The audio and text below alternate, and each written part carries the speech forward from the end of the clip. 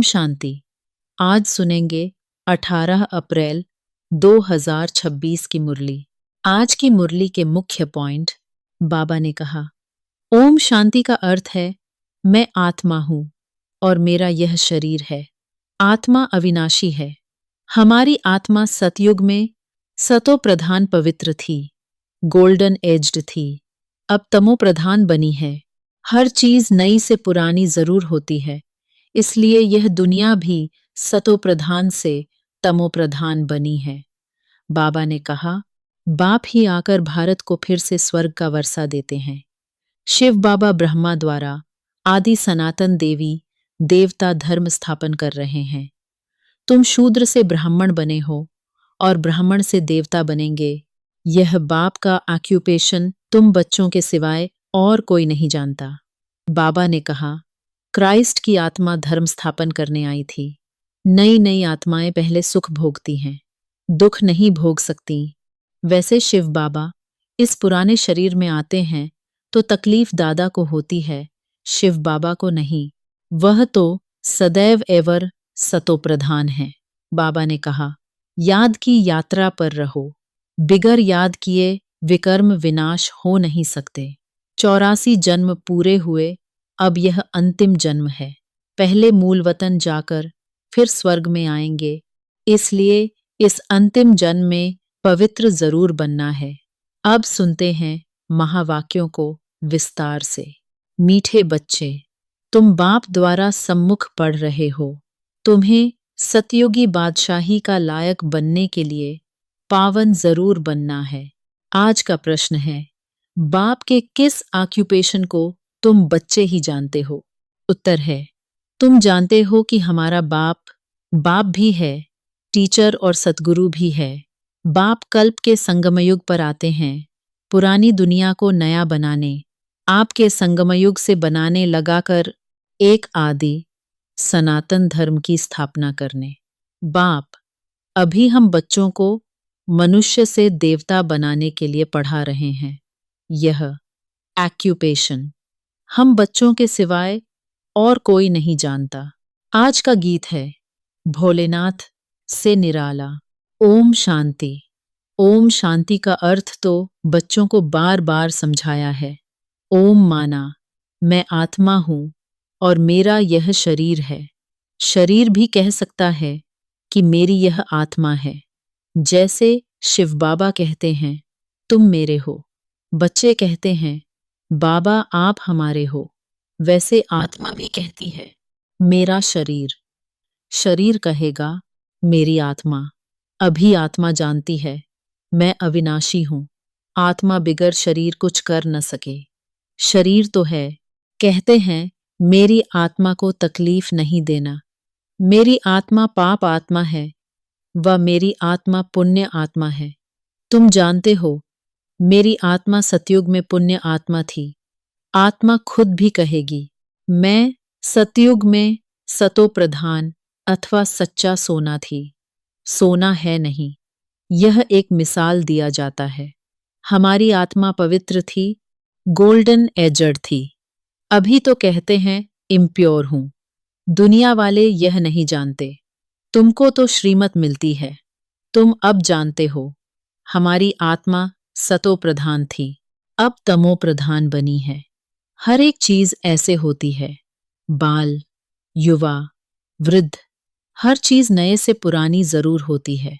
दुनिया भी पहले गोल्डन एजड सतो प्रधान थी, फिर तमो प्रधान आयरन एजड है, तभी दुखी है। सतो प्रधान माना सुधरी हुई, तमो प्रधान माना बिगड़ी हुई। गीत में भी कहते हैं, बिगड़ी को बनाने वाले पुरानी दुनिया बिगड़ी हुई है, क्योंकि रावण राज्य है और सभी पतित हैं। सतयुग में सब पावन थे, उनको न्यू वाइसलेस वर्ल्ड कहा जाता है। यह है ओल्ड विशश वर्ल्ड। अब कलयुग आयरन एज है। यह सब बातें कोई स्कूल कॉलेज में नहीं पढ़ाई जाती हैं। भगवान आकर पढ़ाते हैं और राजयोग सिखाते हैं। गीता में लिखा हुआ है, भगवान उवाच, श्रीमद् भगवत गीता। श्रीमत माना श्रेष्ठ मत, श्रेष्ठ ते ऊंच भगवान है। उनका नाम एक्यूरेट शिव है। रुद्र जयंती वा रुद्र रात्रि कभी नहीं सुना होगा। शिवरात्रि कहते हैं। शिव तो निराकार है। अब निराकार की रात्रि व जयंती कैसे मनाई जाए? श्री कृष्ण की जयंती तो ठीक है, फलाने का बच्चा है, उनकी तिथि तारीख दिखाते हैं। शिव के लिए तो कोई जानते नहीं कि कब पैदा हुआ, यह तो जानना चाहिए ना। अब तुमको समझ मिली है कि श्री कृष्ण ने सतयुग आदि में कैसे जन्म लिया। तुम कहेंगे उनको तो 5000 वर्ष हुए।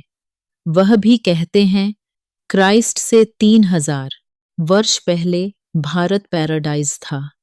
इस्लामियों के आगे चंद्रवंशी, उनके आगे सूर्यवंशी थे। शास्त्रों में सतयुग को लाखों वर्ष दे दिए हैं। गीता है मुख्य। गीता से ही देवी देवता धर्म स्थापन हुआ। वह सतयुग त्रेता तक चला, अर्थात गीता शास्त्र से आदि सनातन देवी देवता धर्म की स्थापना परमपिता परमात्मा ने की। फिर तो आधा कल्प न कोई शास्त्र हुआ, न कोई धर्म स्थापक हुआ। बाप ने आकर ब्राह्मणों को देवता क्षत्रिय बनाया। गोया बाप 3 धर्म स्थापन करते हैं। यह है लीप धर्म। इनकी आयु थोड़ी रहती है तो सर्व शास्त्रमयी शिरोमणि गीता भगवान ने गाई है। बाप पुनर्जन्म में नहीं आते हैं। जन्म है, परंतु बाप कहते हैं मैं गर्भ में नहीं आता हूं, मेरी पालना नहीं होती। सतयुग में भी जो बच्चे होते हैं वह गर्भ महल में रहते हैं। रावण राज्य में गर्भ जेल में आना पड़ता है। पाप जेल में भोगे जाते हैं, गर्भ में अंजाम करते हैं। हम पाप नहीं करेंगे, परंतु यह है ही पाप आत्माओं की दुनिया। बाहर निकलने से फिर पाप करने लग पड़ते हैं। वहां की वहां रही। यहां भी बहुत प्रतिज्ञा करते हैं, हम पाप नहीं करेंगे, 1-2 पर काम कटारी नहीं चलाएंगे, क्योंकि यह विकार आदि मध्य अंत दुख देता है। सतयुग में विष है नहीं, तो मनुष्य आदि मध्य अंत 21 जन्म दुख भोगते नहीं, क्योंकि राम राज्य है। उसकी स्थापना अब बाप फिर से कर रहे हैं। संगम पर ही स्थापना होगी ना। जो भी धर्म स्थापन करने आते हैं उनको कोई भी पाप नहीं करना है। आधा समय है पुण्य आत्मा, फिर आधा समय बाद पाप आत्मा बनते हैं। तुम सतयुग त्रेता में पुण्य आत्मा रहते हो, फिर पाप आत्मा बनते हो। सतो प्रधान आत्मा जब ऊपर से आती है तो वह सजाएं खा नहीं सकती। क्राइस्ट की आत्मा धर्म स्थापन करने आई, उनको कोई सजा मिल न सके। कहते हैं क्राइस्ट को क्रास पर चढ़ाया, परंतु उनकी आत्मा ने कोई विकर्म आदि किया ही नहीं है। वह जिसके शरीर में प्रवेश करते हैं उनको दुख होता है, वह सहन करते हैं। जैसे इसमें बाबा आते हैं, वह तो है ही सतो प्रधान। कोई भी दुख तकलीफ इनकी आत्मा को होता है, शिव बाबा को नहीं होता है। वह तो सदैव सुख शांति में रहते हैं, एवर सतो प्रधान हैं। परंतु आते तो इस पुराने शरीर में है ना। वैसे क्राइस्ट की आत्मा ने जिसमें प्रवेश किया उस शरीर को दुख हो सकता है। क्राइस्ट की आत्मा दुख नहीं भोग सकती, क्योंकि सतो रजो तमो में आती है। नई नई आत्माएं आती भी तो है ना, उनको पहले जरूर सुख भोगना पड़े। दुख भोग नहीं सकती, लॉ नहीं कहता। इसमें बाबा बैठे हैं, कोई भी तकलीफ इनको यानी दादा को होती है, न कि शिव बाबा को। परंतु यह बातें तुम जानते हो और कोई को पता नहीं है। यह सब राज्य भी बाप बैठ समझाते हैं। इस सहज राजयोग से ही स्थापना हुई थी। फिर भक्ति मार्ग में यही बातें गाई जाती हैं। इस संगम पर जो कुछ होता है वह गाया जाता है। भक्ति मार्ग शुरू होता है तो फिर शिव बाबा की पूजा होती है। पहले पहले भक्ति कौन करता है? वही लक्ष्मी नारायण जब राज्य करते थे तो पूज्य थे। फिर वाम मार्ग में आ जाते हैं तो फिर पूज्य से पुजारी बन जाते हैं। बाप समझाते हैं तुम बच्चों को पहले पहले बुद्धि में आना चाहिए, कि निराकार परमपिता परमात्मा इस द्वारा हमको पढ़ाते हैं। ऐसी और कोई जगह सारे वर्ल्ड में हो न सके जहां ऐसे समझाते हो। बाप ही आकर भारत को फिर से स्वर्ग का वर्षा देते हैं। त्रिमूर्ति के नीचे लिखा हुआ है, deity world sovereignty is your God fatherly birth right. Shiv Baba आकर तुम बच्चों को स्वर्ग की बादशाही का वर्षा दे रहे हैं, लायक बना रहे हैं। तुम जानते हो, बाबा हमको लायक बना रहे हैं। हम पतित थे ना, पावन बन जाएंगे, फिर यह शरीर नहीं रहेगा। रावण द्वारा हम पतित बने हैं, फिर परमपिता परमात्मा पावन बनाए। पावन दुनिया का मालिक बनाते हैं। वही ज्ञान का सागर पतित पावन है। यह निराकार बाबा हमको पढ़ा रहे हैं। सब तो इकट्ठा नहीं पढ़ सकते। सम्मुख तुम थोड़े बैठे हो, बाकी सब बच्चे जानते हैं। अभी शिव बाबा ब्रह्मा के तन में बैठ सृष्टि के आदि मध्य अंत का नॉलेज सुनाते होंगे। वह मुरली लिखत द्वारा आएगी और सत्संगों में ऐसा थोड़े ही समझेंगे। आजकल टेप मशीन भी निकली है, इसलिए भरकर भेज देते हैं। वह कहेंगे फलाने नाम वाला गुरु सुनाते हैं। बुद्धि में मनुष्य ही रहता है। यहाँ तो वह बात है नहीं। यह तो निराकार बाप नॉलेजफुल है। मनुष्य को नॉलेजफुल नहीं कहा जाता। गाते हैं God father is knowledgeful, peaceful, blissful, तो उनका वर्षा भी चाहिए ना। उनमें जो गुण हैं वह बच्चों को मिलने चाहिए, अभी मिल रहे हैं। गुणों को धारण कर हम ऐसे लक्ष्मी नारायण बन रहे हैं। सब तो राजा रानी नहीं बनेंगे। गाया जाता है राजा रानी, वजीर, वहां वजीर भी नहीं रहता। महाराजा महारानी में पावर रहती है।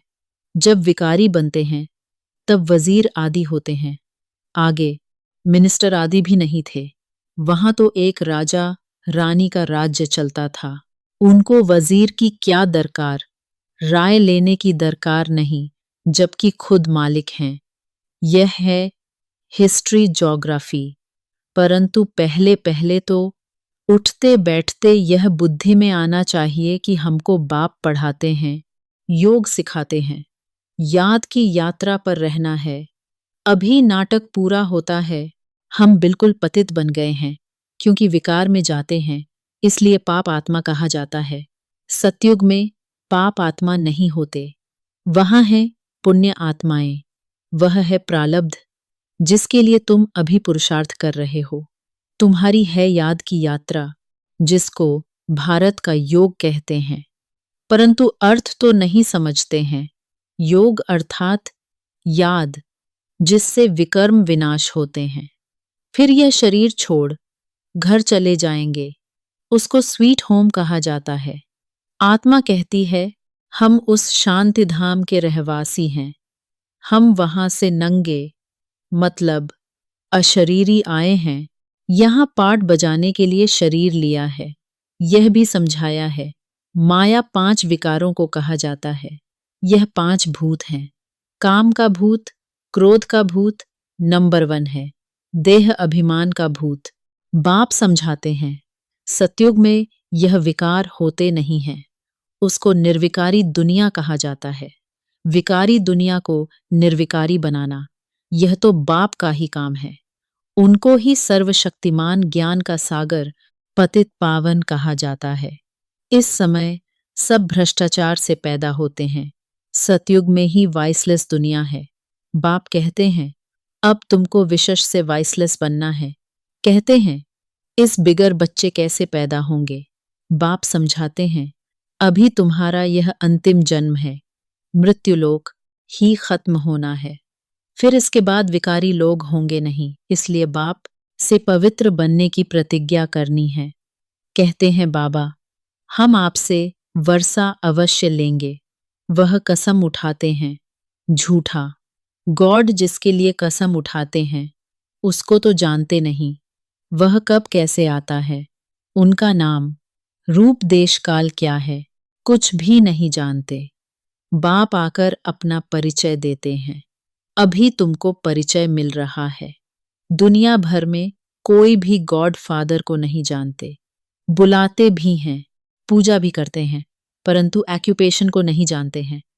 अभी तुम जानते हो, परमपिता परमात्मा हमारा बाप, टीचर, सतगुरु है।